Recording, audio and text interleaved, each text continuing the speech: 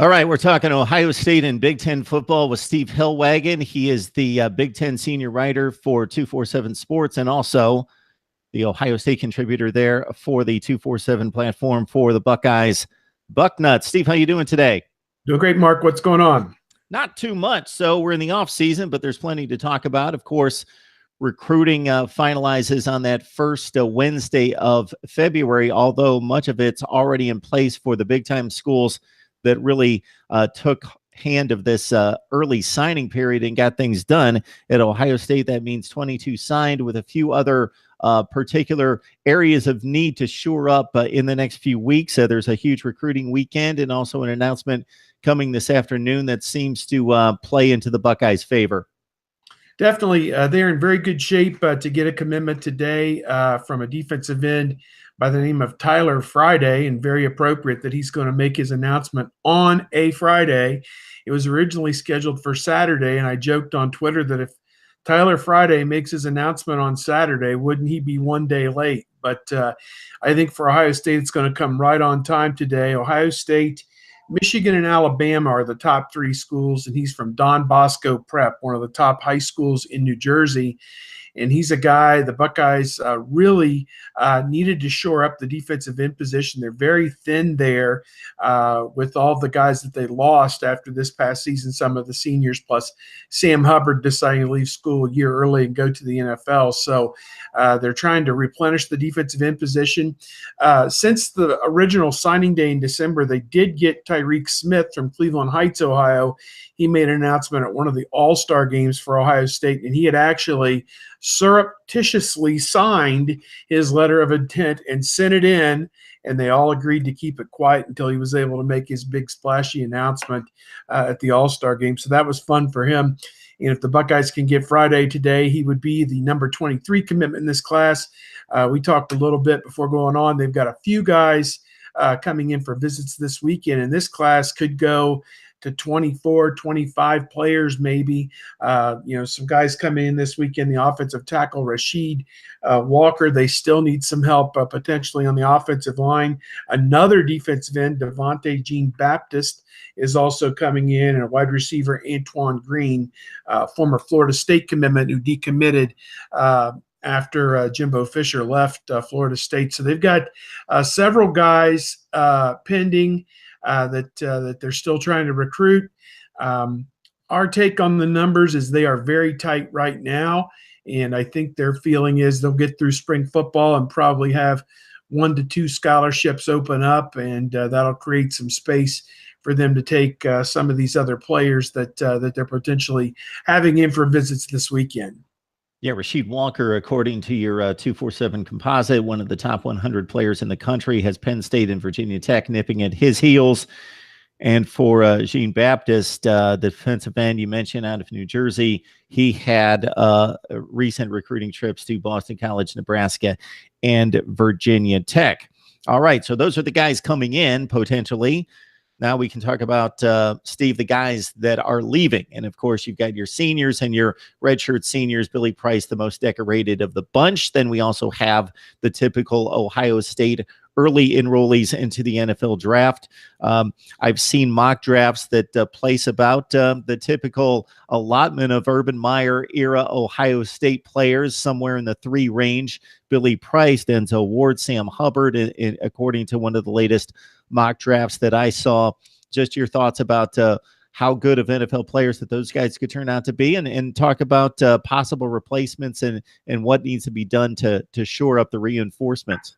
Yeah, all good players and really good people too. So if a NFL franchise wants to make an investment, particularly in any of those 3 guys, I don't think it'll be money that's not well spent, because Ward, just an outstanding corner, the latest in this line that has just been one guy after another going to the NFL, and Marshawn Lattimore, most notable, a rookie, perhaps the defensive rookie of the year in the NFC. I'm not sure how that's all going to shake out, but you look at Obviously, Denzel Ward, I know that Mel Kiper had him at number 9 in his early mock draft for the first round.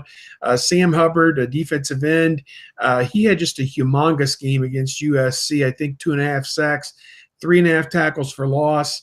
Just a huge game and a great game to kind of make that his last impression and really go out on. I think he also had a couple sacks in the win over Penn State, which was one of the key wins of the season for Ohio State. So you look at him, I think he's a guy that probably fits in that late first round, and so would Billy Price, outstanding center, also started at guard for 3 years, so he could play either position, I feel, at the NFL level, kind of like Pat Elflein, who did such a great job this year for Minnesota.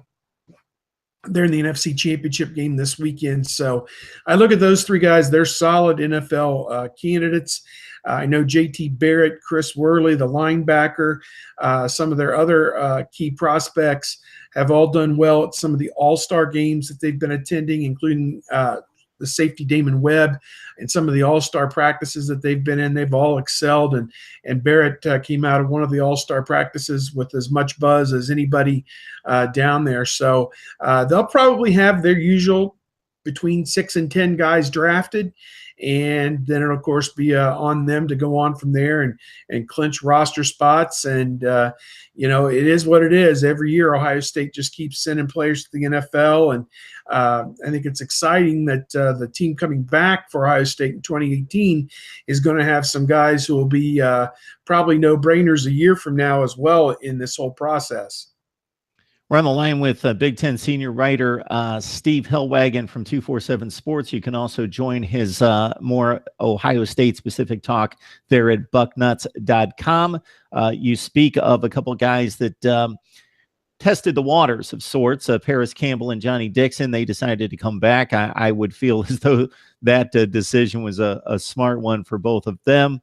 Just your thoughts about Campbell and Dixon coming back to the fold, and Ohio State obviously fielding maybe not necessarily the wide receiver core that they had a few years ago, but it's deep, and just expecting possibly a few of these guys to break out and become more game changers in the future.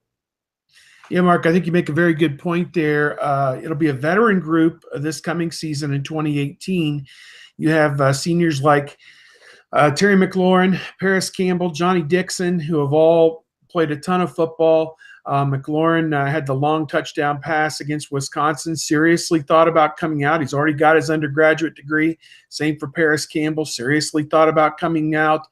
Johnny Dixon's had some knee injuries throughout the years.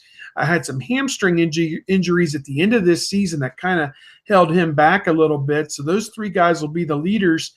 Then you got a junior like KJ Hill, who was the team's leading receiver this past year, plus Benjamin Victor, Austin Mack, and some other young guys coming on. So it's a strong wide receiver contingent. I think they're all excited about playing alongside a quarterback. Let's say it is Dwayne Haskins with that strong arm, or Joe Burrow, a guy who can also make plays. Either one is going to get those guys the ball. And I think that's part of their thinking and coming back to this season, is knowing they're going to have a feature role, even though there are 5 or 6 of them who are going to play.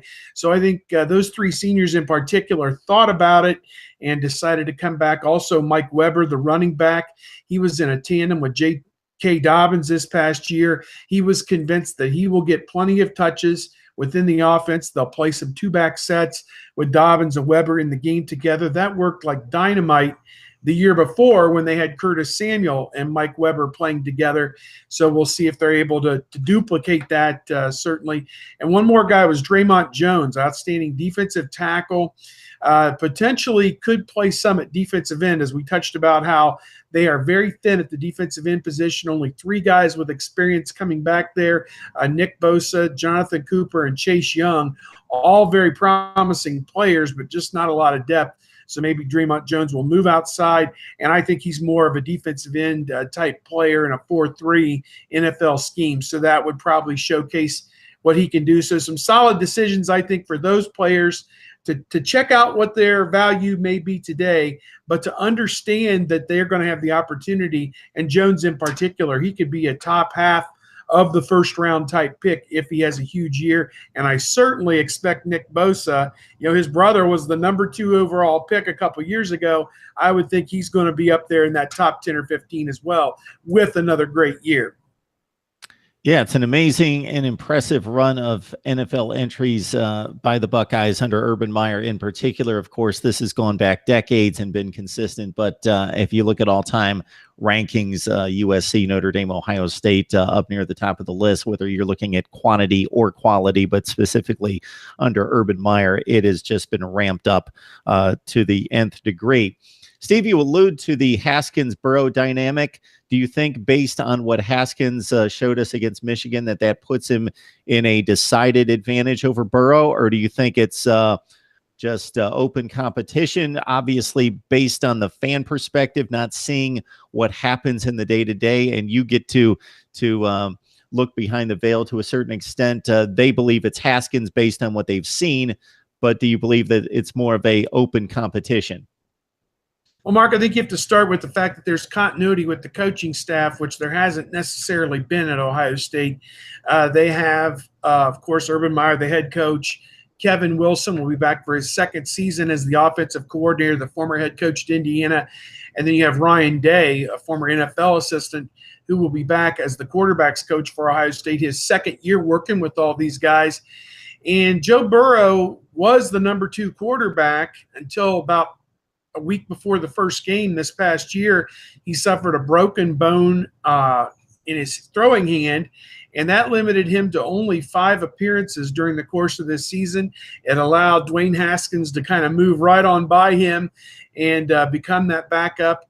And for the first time in 2 years, JT Barrett had to leave a game because of an injury situation, not a blowout, against the University of Michigan. Ohio State was trailing at the time, and Dwayne Haskins led the Buckeyes down the field for a couple of touchdown drives.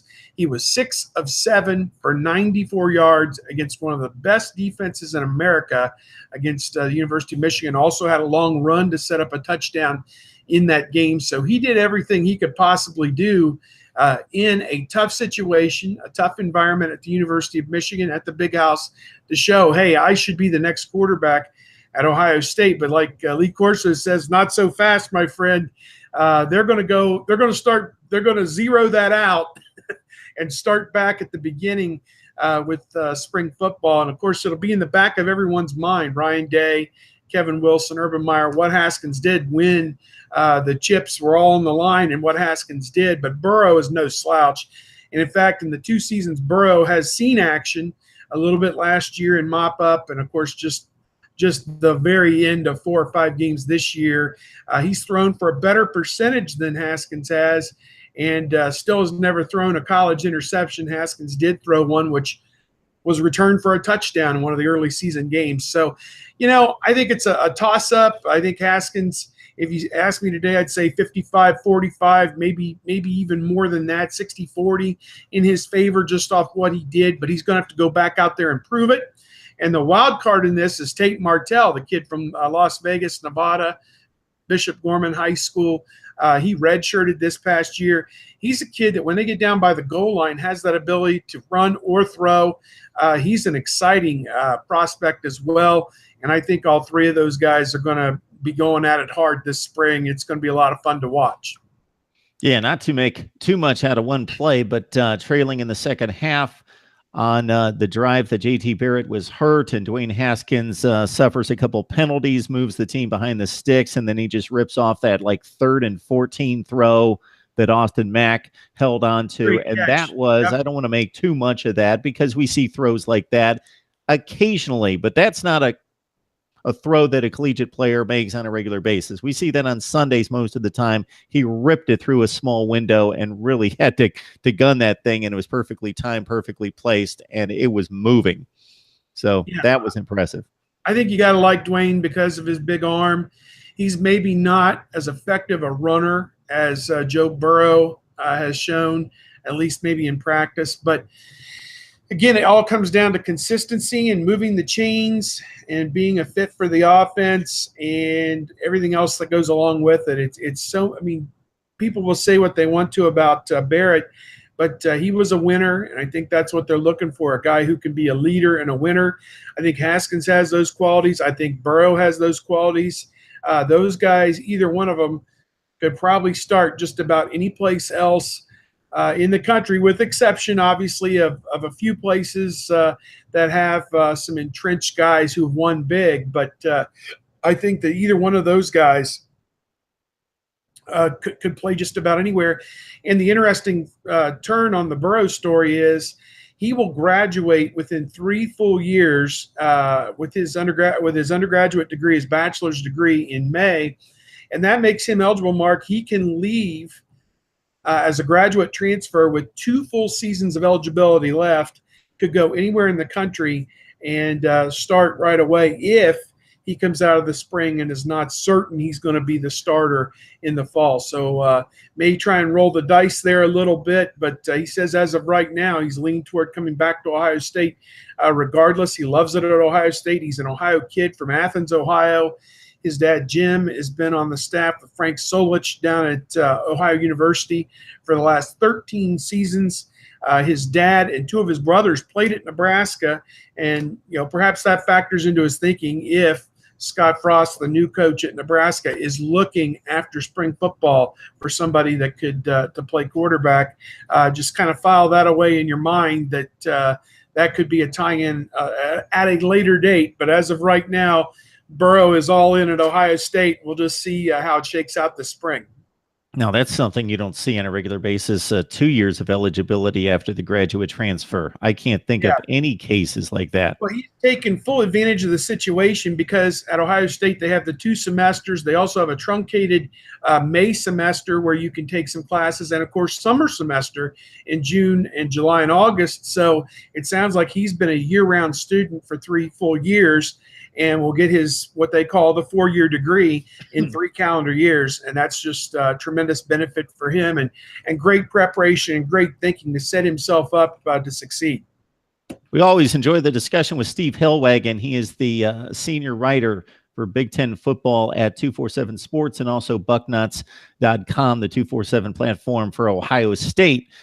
Stephen, looking at the Big Ten, a 7-1 bowl performance, and if we look back earlier in the season, there's just 2, for me, infrequent number of games to rate these conferences against each other. And the one that where the flag was planted of sorts, literally and figuratively, was the Oklahoma win over Ohio State. That kind of knocked down the Buckeyes and the Big Ten to a certain extent.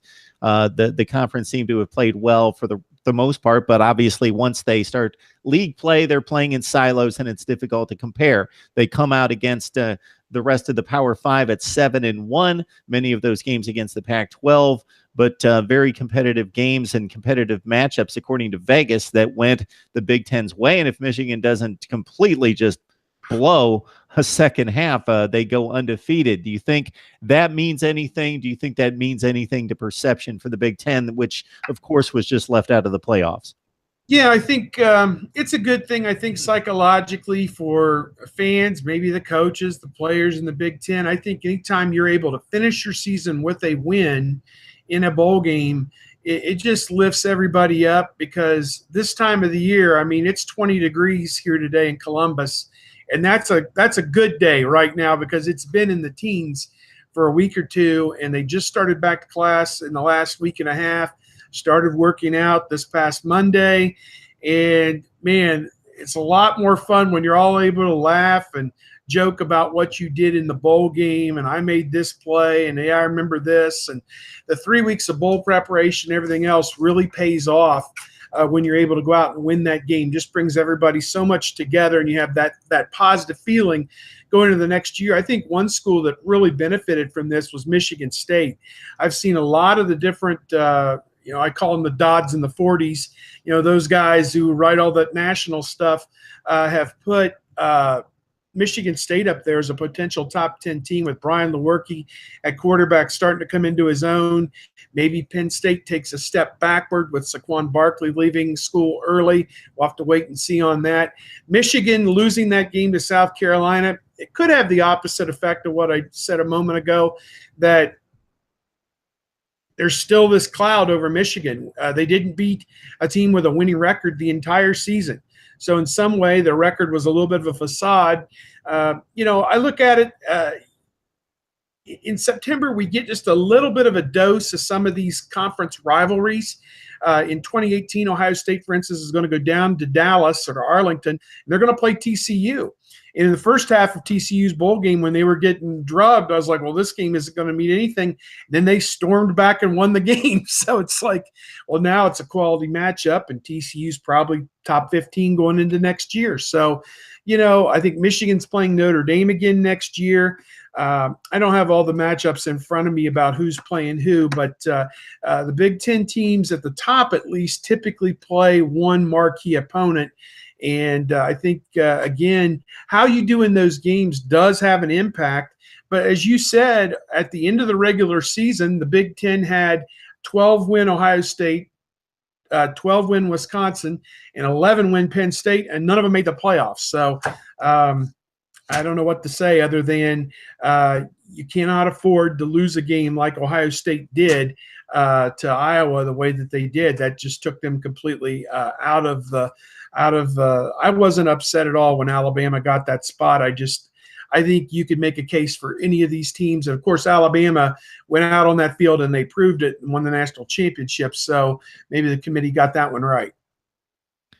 Yeah, and speaking of Jim Harbaugh and the situation at Michigan, for me, in looking at it and being unbiased concerning the situation, not being a Michigan fan, but just looking at the tangibles in what Jim Harbaugh has been able to accomplish throughout his coaching career, it's very impressive. It's a series of reclamation projects that he's turned over and over again and been successful. San Diego State, San Francisco 49ers, Stanford Cardinal, all were losing, and then he won big there. He's got like the fourth best winning percentage in NFL history at San Francisco and took over a 2-14 team. That's how good he was there, and then they were awful after he left.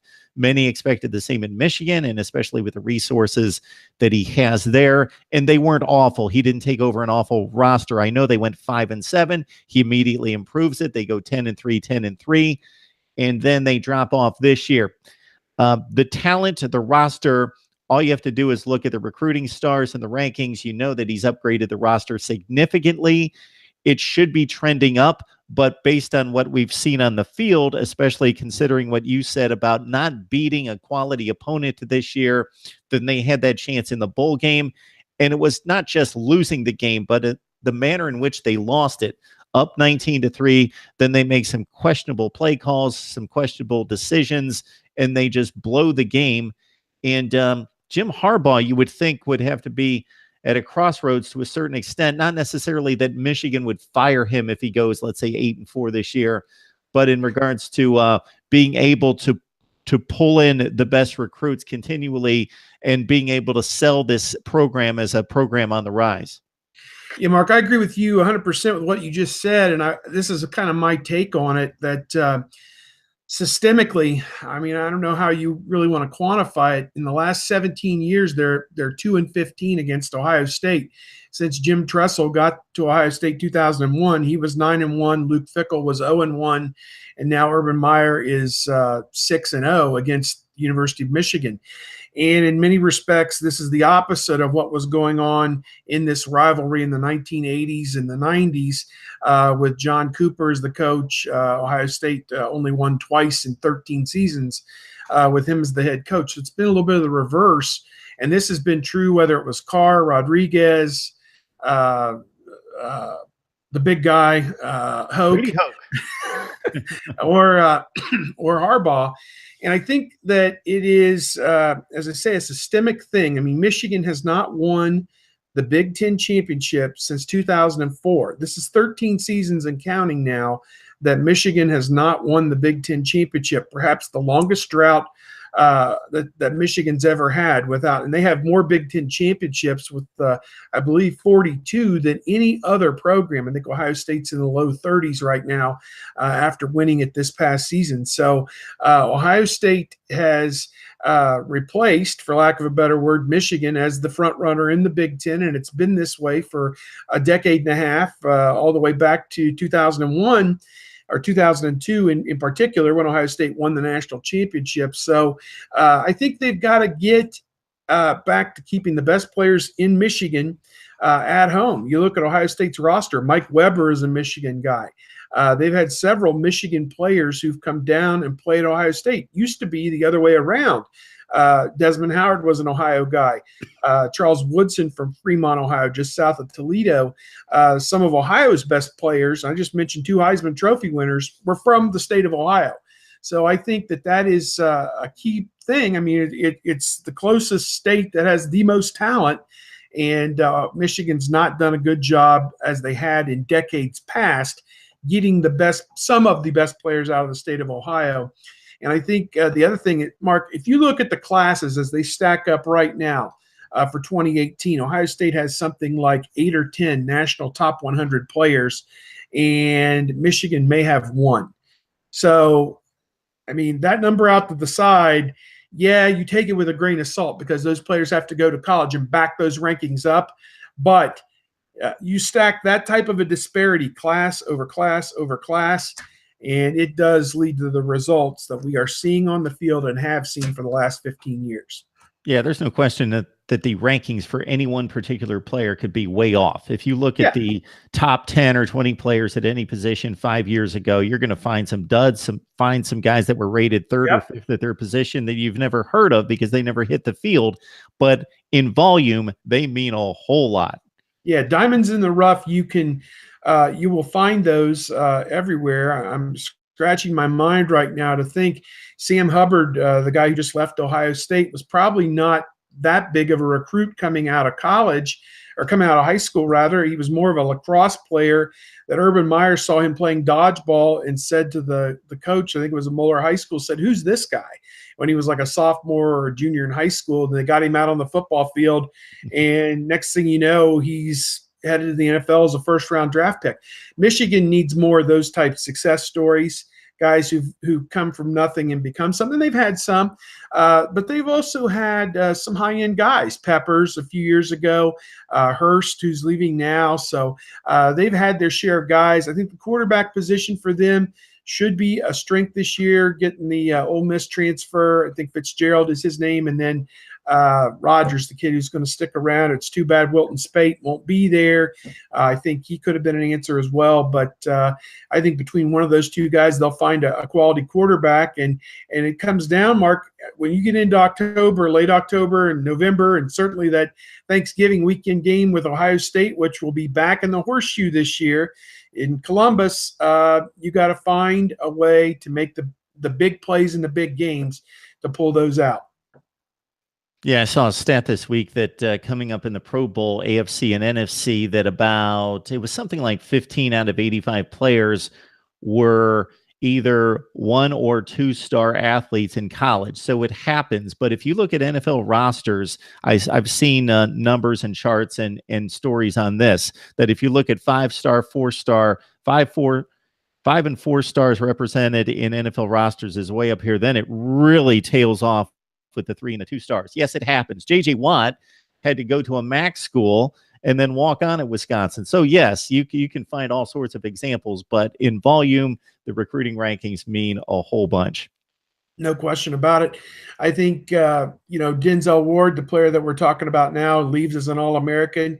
He was kind of a middle-of-the-road type prospect for Ohio State.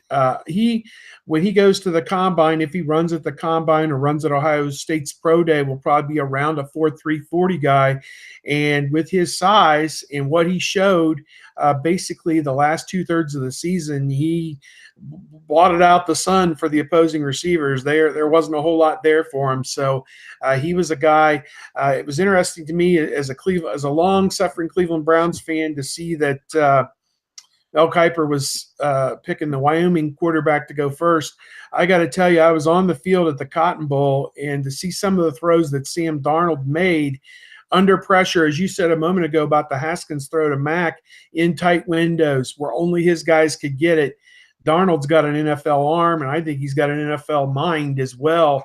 And I would have a hard time not taking him if I had the first pick. Absolutely. I get asked that all the time. I'm not a scout. I'm not a coach. I'm a guy that watches football all the time and just reads it and talks to guys like you and consumes it forever. Yeah, I'm in that category.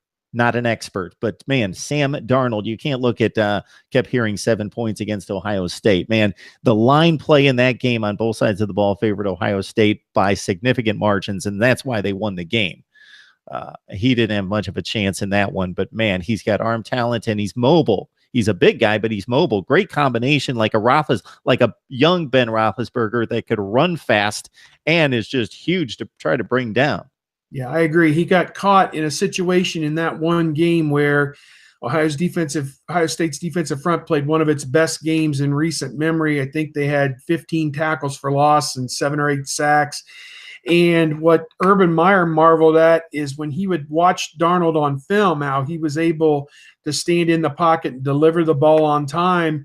And he said basically after the first quarter, after Ohio State had gotten to him several times, that Darnold was no longer setting his feet. And obviously everything I did not play football at this level or at any level, to be honest with you, but I know this from Jim Tressel, who was a quarterback guru in his time, so to speak. Everything stems from your feet. And if you are not planted and using the proper mechanics and everything, the ball's not going to go where you want it to go. And I think that's what hampered him in that game, is that, it was kind of the reverse of what Ohio State had against Oklahoma. Oklahoma's defensive front wore out Ohio State's offensive line.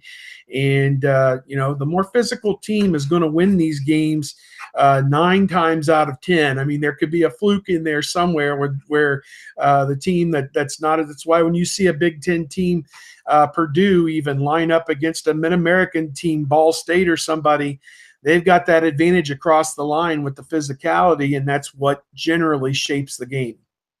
So I'm going to take something that you said, and sometimes I have to explain this because people will just jump on myself and my guest, and I'll hear all sorts of comments. Yes, you can find some Brett Favre throws where he is completely off platform, slinging the ball from his hip. Pat Mahomes, the current Kansas City quarterback, back. Yes, there are exceptions, but you don't live and breathe don't consistently quarterback play like that. Exactly.